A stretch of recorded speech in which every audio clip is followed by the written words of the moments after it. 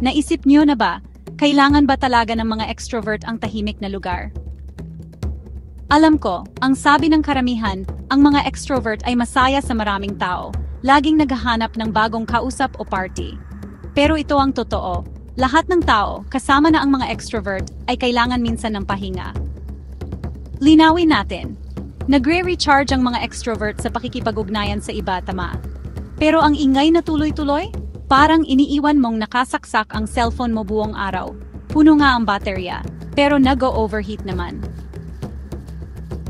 Kahit ang pinakamahilig makisalamuha ay pwedeng mapagod kung wala silang oras para sa sarili nila. Ang katahimikan ay hindi lang para sa mga introvert, ito ay para sa sinumang gustong pakinggan ang sarili nilang isip. Isipin mo na sa isang walang tigil na social event ka. Masaya, di ba?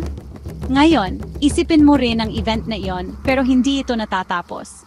Walang pahinga, walang espasyo para huminga, puro lang walang katapusang daldalan. Sa huli, maghahanap ang isip mo ng kaunting kapayapaan kahit gustong-gusto mong nasa paligid ng mga tao. Kaya mahalaga ang tahimik na lugar.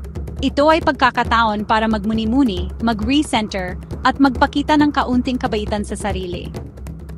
Siguro maglakad ka mag-isa, umupo sa parke, o mag-enjoy lang ng ilang minuto ng katahimikan sa iyong kwarto.